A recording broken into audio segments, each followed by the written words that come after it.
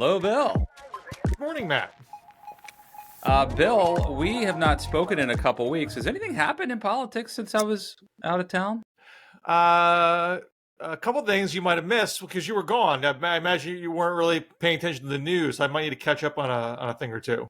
Yeah, I heard there was a debate. Yeah, Maybe didn't go great for one of the yeah, candidates. I'm not sure which. yeah. What do I need to know?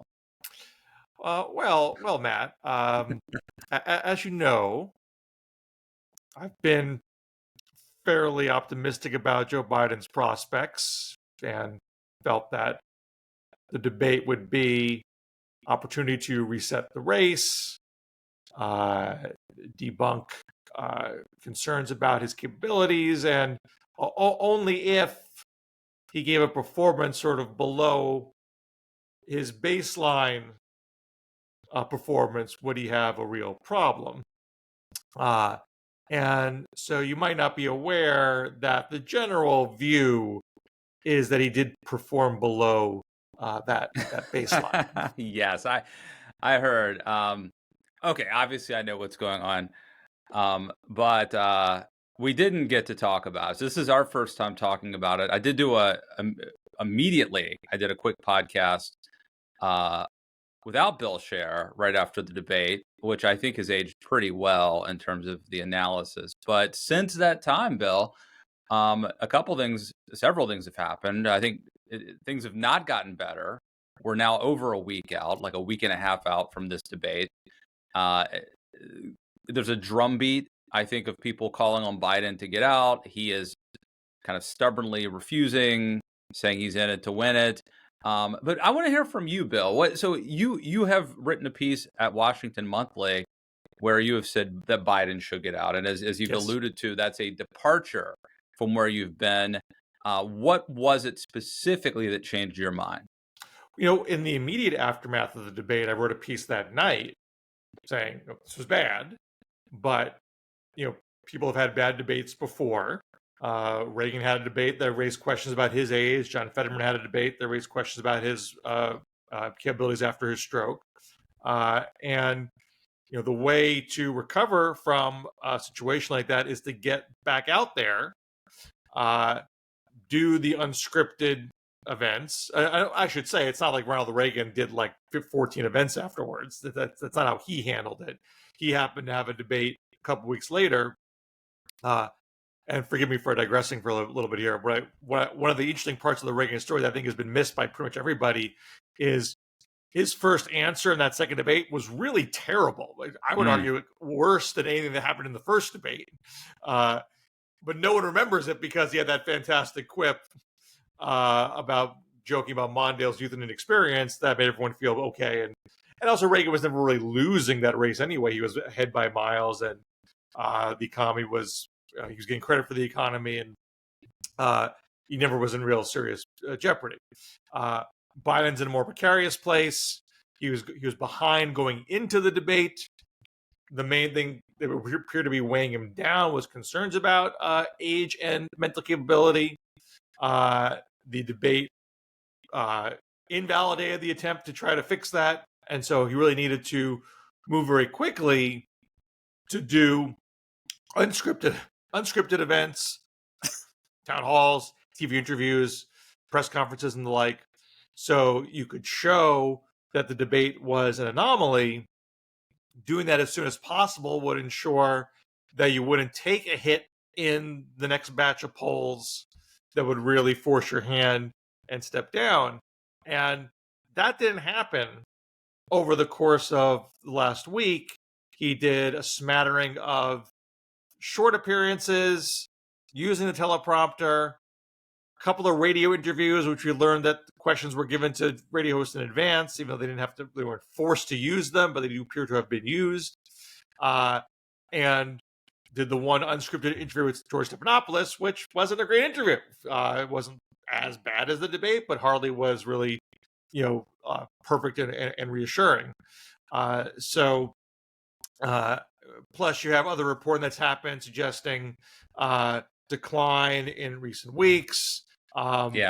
You have Bill, Sanjay Gupta's essay in CNN saying neurologists, including himself, think he should get more rigorous examination, raise the issue of perhaps something related to Parkinson's. So there's a lot yeah, that Biden has not really been able to diffuse, and it's getting harder and harder to diffuse it. agreed with all that. But let me just say this. I mean, maybe it's an obvious point. Look, the fact that Biden couldn't bounce back from a bad debate by, hitting the hustings, giving extemporaneous speeches, talking off the cuff, the reason that he didn't do that is not because his campaign doesn't know what they're doing. It's because Joe Biden cannot do that. He physically, cognitively can't do that. He doesn't have that tool in his toolbox. And I've known this the whole time. I mean, and frankly, I don't even think it's disqualifying in terms of being a leader, but politically, it certainly is, right? And I've been saying for years, I think, on this show that Joe Biden can't fix his political problems because he can't communicate them adequately. He had to have a very good debate, and he didn't. But if what we're waiting for is him to go above and beyond and demonstrate to us that, oh, that was just a rough night, but actually I'm super sharp, he can't do that. And it's not because his campaign's not smart enough to think of it. It's because it is beyond him. It is beyond his ability, Bill. And that's a problem.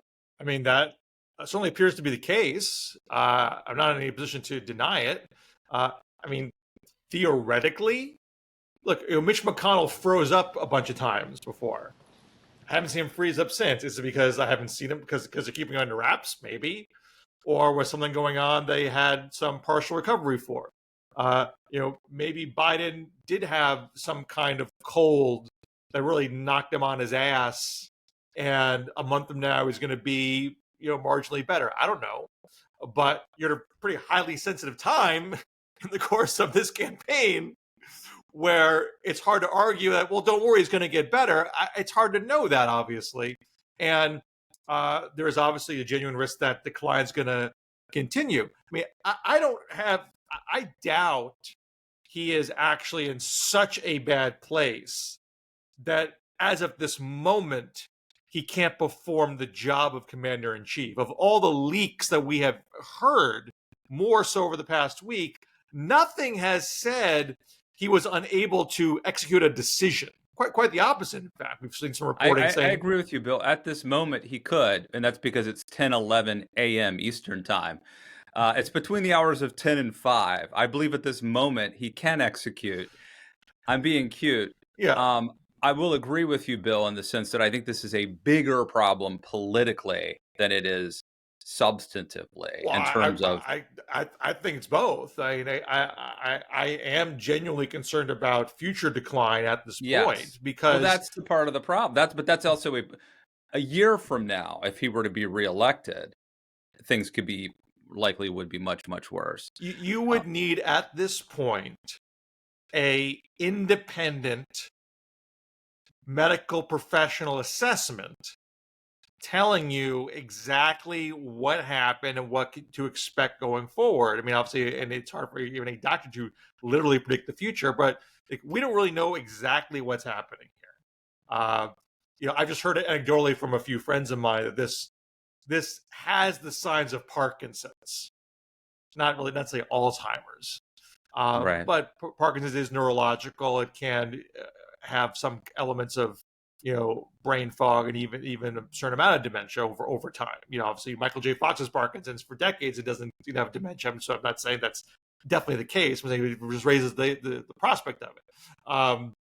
And people might be jumping to that because he's not showing the tremors that are sort of associated with it, but there's a spectrum of what Parkinson's can be. It's just one theory. I'm not saying that is what he has, because I'm not a doctor and I have no idea. What I find... But we know that his team, his staff, his advisors are doing a lot. And I think I've always sort of had the assumption that he's outsourced a lot of this and that his team are making decisions maybe beyond the scope of what they would be doing for a normal president. And maybe I thought, well, I'd rather have Blinken making those calls than Stephen Miller. So if staff are going to be influencing heavily an old president, maybe Biden's team is a little. I would vote for a dead Joe Biden or a comatose Joe Biden over Donald Trump. I mean, whenever the handoff has to happen to Kamala, so be it. I mean, that's me, but obviously that's a hard argument to make. But a point other people have been making, and I think is valid, is that both of these campaigns are lying to us to a certain degree. I mean, Donald Trump has been lying about the election, the 2020 election, and now we have another campaign that's been basically weekend at Bernie's. I mean, we don't know how long it's been going. I mean, I do want to stop short of assuming that, because I think that's a jump, that there's an active cover-up, active deception going on. Look, I posted this on X over the weekend. You can watch Joe Biden talk to Howard Stern for an hour, unscripted, 10 weeks ago. And his voice is stronger. His answers are more coherent and on point. I mean, he still seems older than 4 years ago, but it's pretty night and day from the debate and from Stephanopoulos. By the way, Bill, an interesting point about that. Your boy David Pakman at the time said that he thought that the White House may have given Stern some questions, and Stern pushed back heavily on that. Yes. And, you remember this? I do remember, and Pakman was a little apologetic. He didn't want to besmirch, because Stern's a big David Pakman fan. And Stern had said good things about David Pakman, which I think David Pakman does great work. But now, but then I forgot about it, right? That was a month or two ago. But now, it was a friendly interview. It was a friendly interview with softball questions. In light of recent news, it makes me think: how long has did the White House give Howard Stern some of those questions? Even if they did, and I'm not saying they did, but even if they did, I mean, Biden's performance with Howard Stern was better than his performance on those two radio shows this past week. It was longer. It was much longer, and there wasn't any of the kind of garbling that we've been seeing as of late. He was very loose and casual and conversational. I mean, there may have been some embellishing of stories, but again, that's baseline Biden. That's not subpar Biden. That's what happened. But just watch it yourself. Just watch it yourself and compare it to every time in the past week. It's clearly different. And let's keep in mind that the campaign asked for the June debate. If they're trying to hide him, they were already setting up the predicate for having no debates at the beginning of the year, and they changed their mind. It said, "Let's have a debate." If there's a big cover up going on, that's a bad way to do it. So I don't really believe. I still don't have any evidence of active cover up of a known ailment. Now, it may be that Biden's doctor wasn't particularly proactive in trying to identify an ailment, and the patient was not particularly proactive in trying to identify an ailment. But I think if you were staff and what you were seeing, I mean, you can look March Day of the Union, April Howard Stern, April White House Correspondents' Dinner. That stuff didn't look all that different than the Biden that we have known.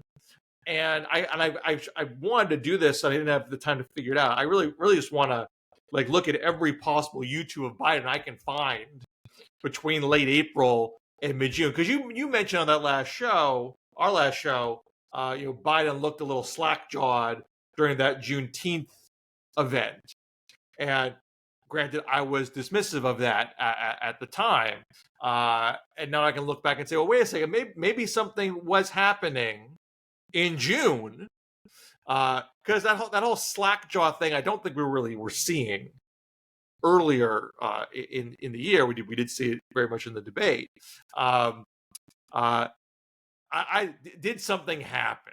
Did something take I mean, he could have theoretically had Parkinson's before this, but things accelerate for whatever reason.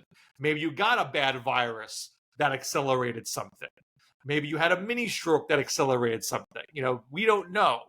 But I feel like there was a turn recently that I think, argues against active cover up for weeks and weeks and months and Yeah. months.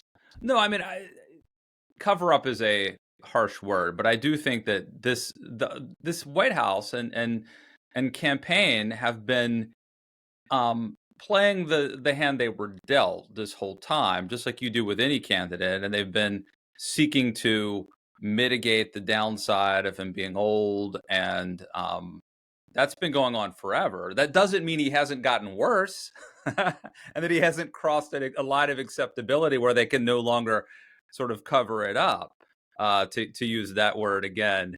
But so I think we both can be right. And something may have happened that would have worsened his situation. Right. At the same And time, I think, you would, if you had an elderly candidate, you would try to put him in a situation that would accentuate the positives and mitigate the chance for a disaster. Honestly, I thought that they're negotiating on the debate. The debate rules was part of that. It may be that it inadvertently hurt them that they wouldn't allow Trump to interrupt.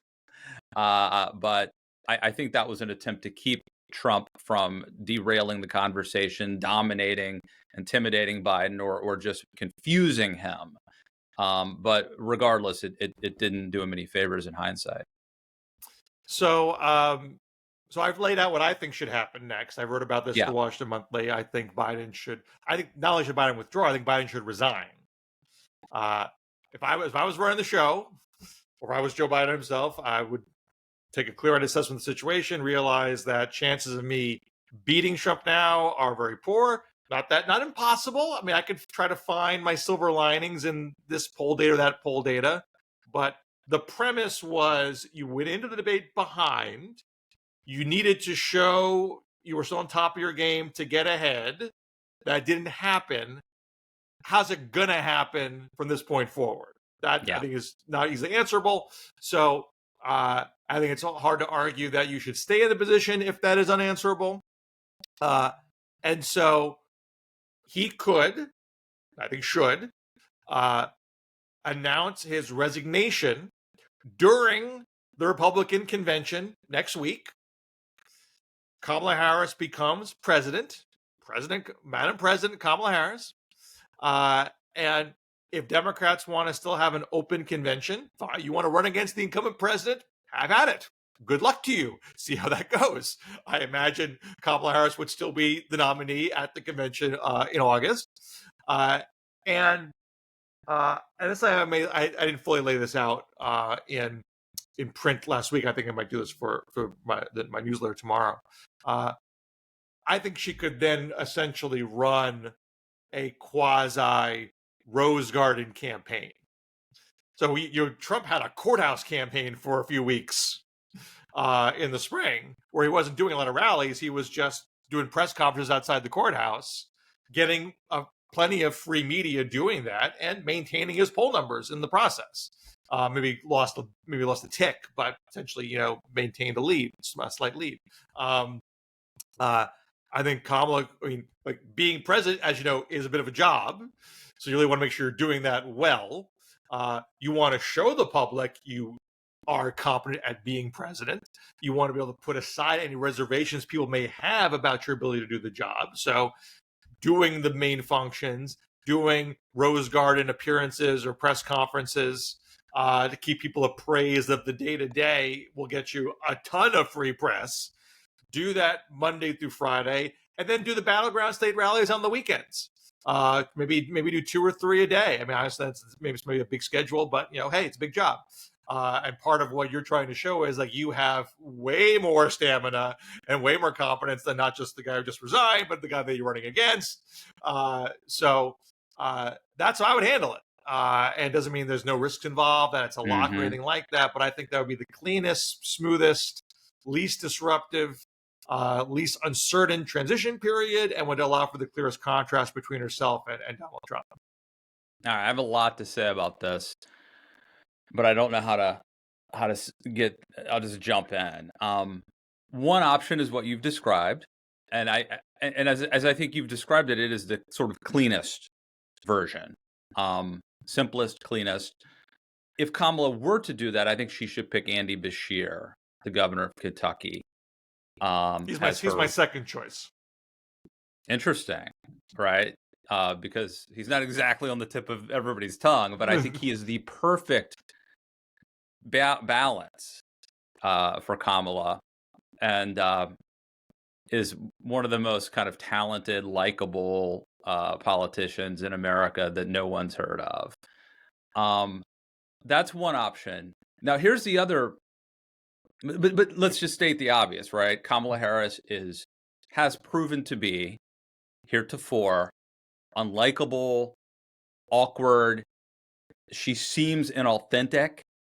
Her approval ratings are poor. She has not really accomplished much of anything as vice president. And then there's also, you throw in race and misogyny. So it's not a slam dunk. But as you noted, simplest, cleanest, easiest, and if you pair her with Andy Bashir, interesting. There's another option, which I think Semaphore has been writing about, this what they call a blitz primary or a blitz campaign. The thing I like about it is, and this is like the Sarah Palin pick in a way. It's exciting, but it's also fraught with danger. It's sort of high reward, high risk. But I do think that there's something, after people being bored with Biden and Trump and the same old guys. Here, you roll it out in September. Here you have this new candidate, these two new people, and all they have to do is sprint. And who knows who would emerge? But I tell you, Bill, I think that you could make a case for Gretchen Whitmer and Shapiro, right? So you got the governor of Michigan and the governor of Pennsylvania. And the whole point is to win Michigan and win Pennsylvania.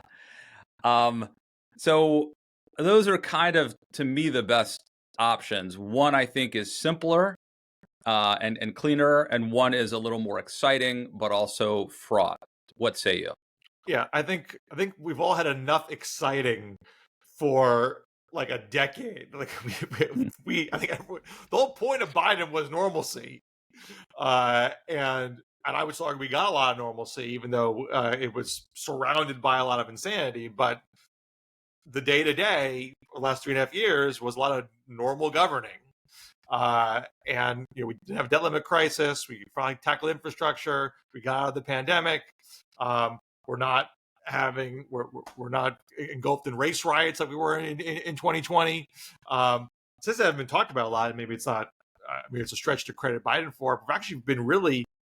We've had a long stretch without a lot of public mass shootings in 2024. I don't know if we can attribute that to the gun safety bill that passed that has the red flag provisions. But for whatever reason, it's happening, and we knew that crime overall is lower. So I think there's a lot to say about the normalcy that we have had. We're now in a period where we're in a heightened state of anxiety and uncertainty. And I think it would just be a tonic just to have here. You finally have a president who's articulate and competent and energetic. Maybe we're on the precipice of a Hamas-Israel ceasefire, which I also think would help in that regard. We just had a good jobs report that was sort of a perfect Goldilocks, not too hot, not too cold. That most common thing is going to help with getting interest rates down. Like, if Biden was 55 years old, like, I think he'd be coasting to re-election at this point.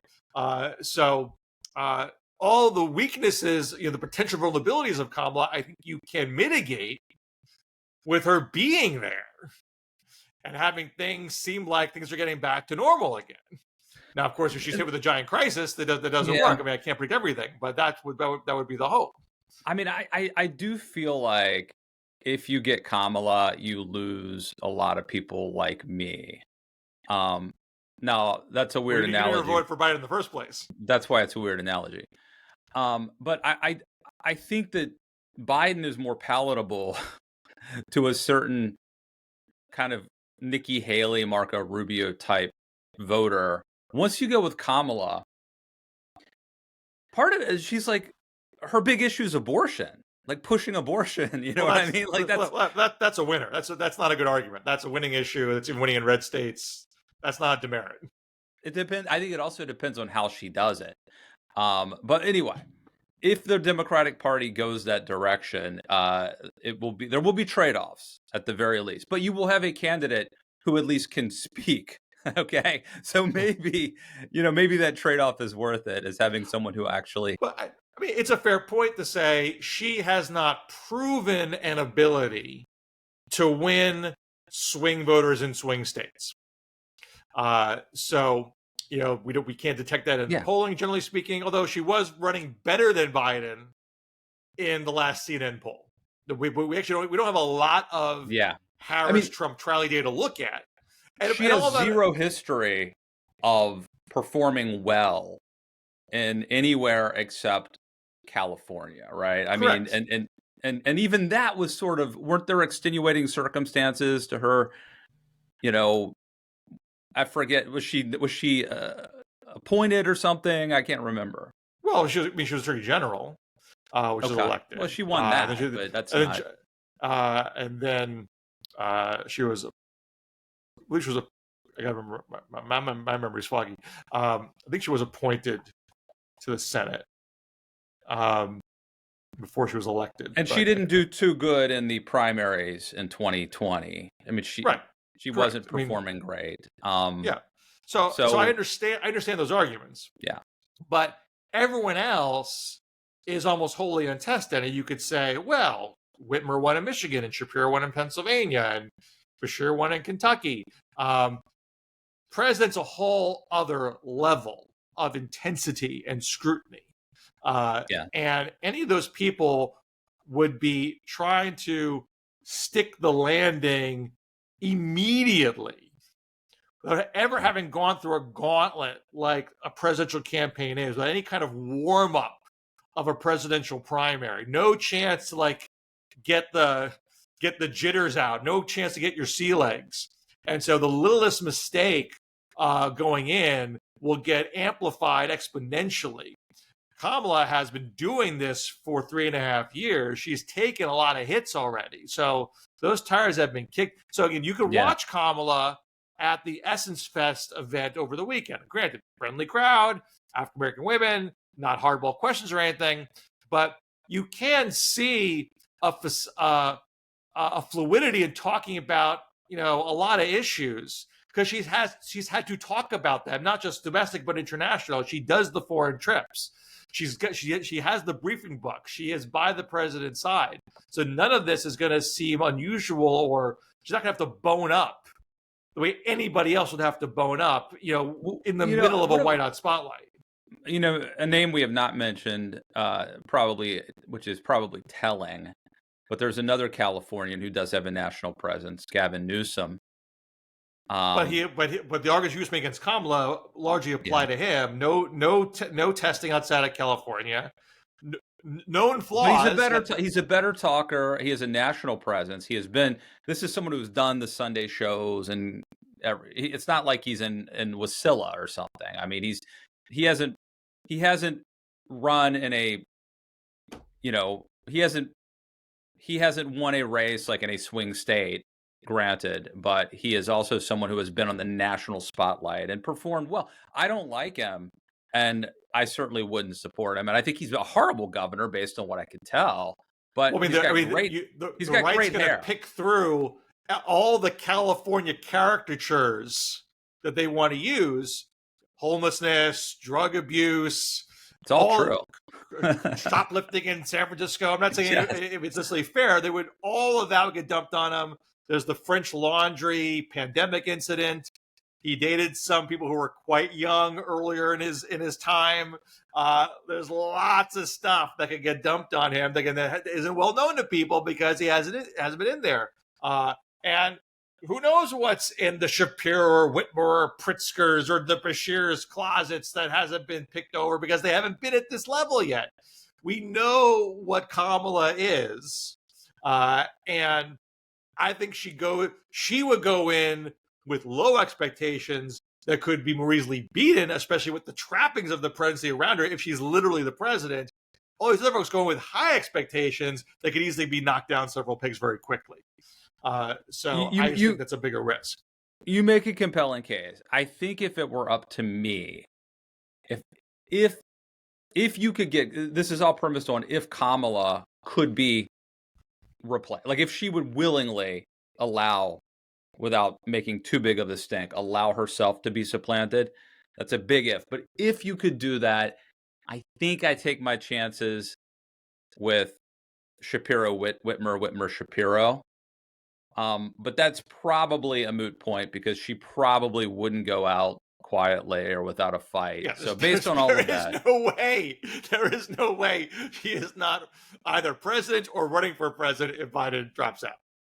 So based on that, and then if you throw in all the things, the arguments you just made, it's a pretty compelling case. Well, I mean, and those people would have to then say, here is why I should be the nominee over what anyone would objectively say is the most qualified person to be president right now, being literally vice president, and happens to also be a woman of color. Why I deserve to be promoted over her. Here, let me explain that case to you. That's just hard to do. I mean, and it's not just because Democrats are wrapped up in identity politics. If they were, Joe Biden wouldn't be the nominee in the first place. There's a very credible case to make that she is literally the most qualified person to do it. And if she was the most qualified person to do it and she was ranking 10 points behind everybody else, that's a different story. But the polls don't show that. She's CNN, she was a little bit better than everybody else. Data for Progress, they were all about the same. So there isn't a strong case to make that she is DOA politically.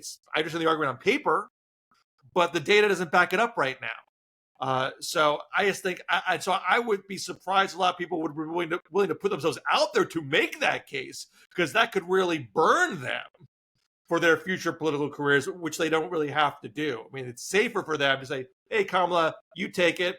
Either you win, great. Maybe I'm in your administration. Maybe I could run after 48 years of you, or you lose and I can run in 4 years. So now the best we can hope for is Kamala Bashir. Well, I would do Roy Cooper. Okay, tell us about Roy Cooper. Well, he's the current North Carolina governor, but so he's term limited. He's running against that sort of extreme candidate. Well, he's term limited, so he's not on the ballot right now. Oh, okay. So he's had 2 terms, successful 2 terms. I mean, he's been hamstrung with the Republican legislature, but no one can argue that North Carolina is falling apart. And, otherwise, boring white guy, moderate governor of a battleground state the Democrats feel pretty good about, because the Republican nominee for governor, Mark Robinson, is truly, a lunatic, arguably worse than Trump, if that could even be a thing. Well, hey, Steve, I think Steve Bannon just said that Trump is a moderate in the MAGA universe. I mean, compared to Mark Robinson, you could make that argument. And so that governor's race between him and the Democratic AG Stein has been a dead heat. Last I looked, and Democrats have been hopeful that would catapult the presidential race as well. Obama won in 2008, but they've lost North Carolina ever since in close races. So there's an argument that vice presidents don't carry their states anymore. So I'm not saying that makes North Carolina a lock, but I think he makes sense on paper anyway, just as a normal, safe, moderate guy, a balance to a groundbreaker like Kamala, and might give you an outside chance of actually picking up that state. So if for some reason he wasn't betting well, I think Bashir is a strong case too, but there's no way we're picking up Kentucky. So I would do Cooper over him.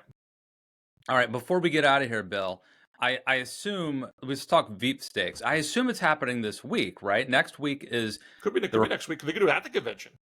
They could do it at the convention, but I mean, wouldn't you do it this week strategically?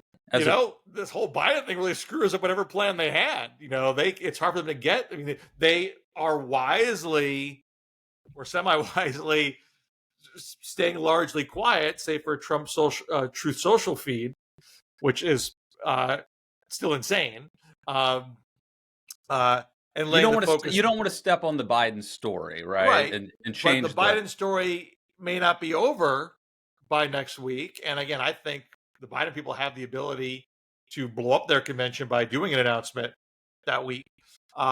So if I were Trump, I'd probably wait till the last minute and see what happens with Biden, because anything right now is going to get swallowed up. Okay. Uh, but also by the same token, his vice presidential pick doesn't really have that much bearing, I think, on the election. I think it has more bearing as far as the future of the Republican Party is concerned. But his candidacy, rises and falls on Trump's own reputation and whatever happens, with Biden. I think I would roll it out this week, but you make a compelling argument anyway. Within 2 weeks, we will know. We will know who the running mate is going to be. General consensus is Doug Burgum, J.D. Vance, and Marco Rubio are the three. So my question for you, Bill, is let's say I think Special Report plays this game where they give you like $100 to place your bets. So I'm going to give you 4 categories. Like, how much money would you put on Burgum? How much money would you put on Vance? How much money would you put on Rubio? And then how much money would you put on the rest of the field? I guess I'd go the rest of. Really? I was placing a bet. Yeah. I thought a month ago it was going to be Byron Donalds, and I still kind of, unless what you can never know is there something in the vet that's going to make you run away that the public doesn't know about. I just what we know about is not great, right? I mean, didn't he have like some sort of a checkered past? I actually know nothing about it. Okay. If there's a story about his past, I don't know anything. But even a checkered past can be spun. I had this. I was in the a bad Trump place, era. I mean, yeah. I just feel like that Trump would want someone he felt was fully loyal. And Vance, Burgum, Rubio have things where they've said where they have not been loyal. Maybe they've kissed Trump's ass enough now that he doesn't care. So I'm not saying it's impossible it's going to be those guys. Of course, it could be.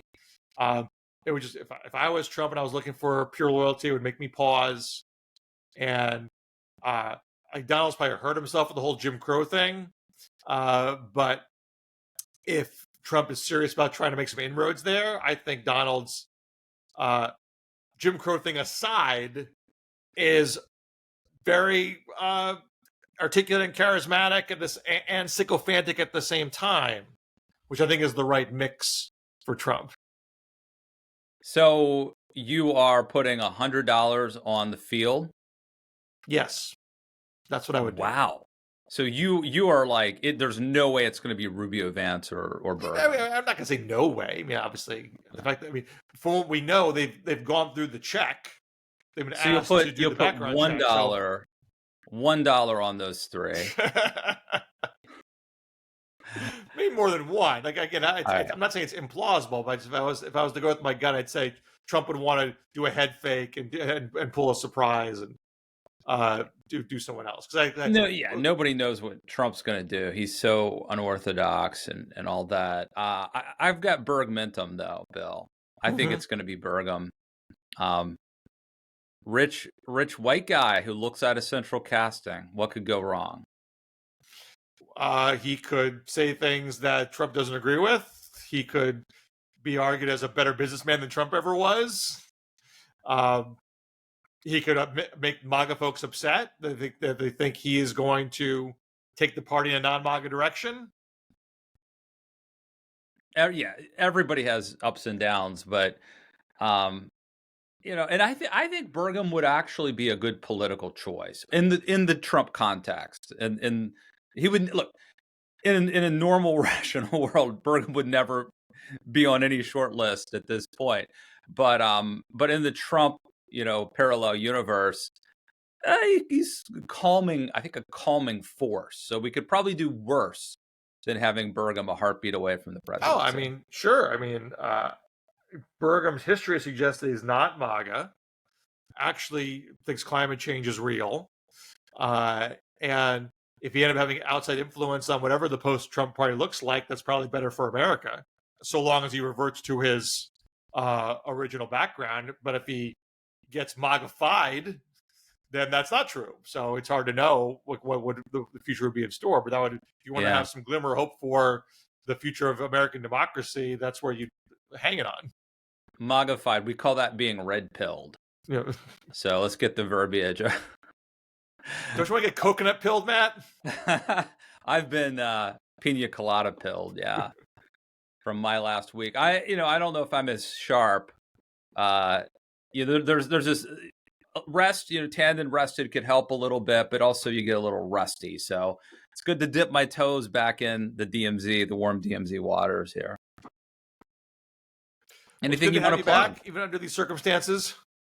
Yeah, no, it's good. It's good to be back. And hit the ground running. My first day of reentry back in the DMZ, Bill. Welcome back, and we'll talk again next week during the Republican convention. Oh my, I guess you're right. We'll see you then. Back in the DMZ. Have a good one, Bill. Take care.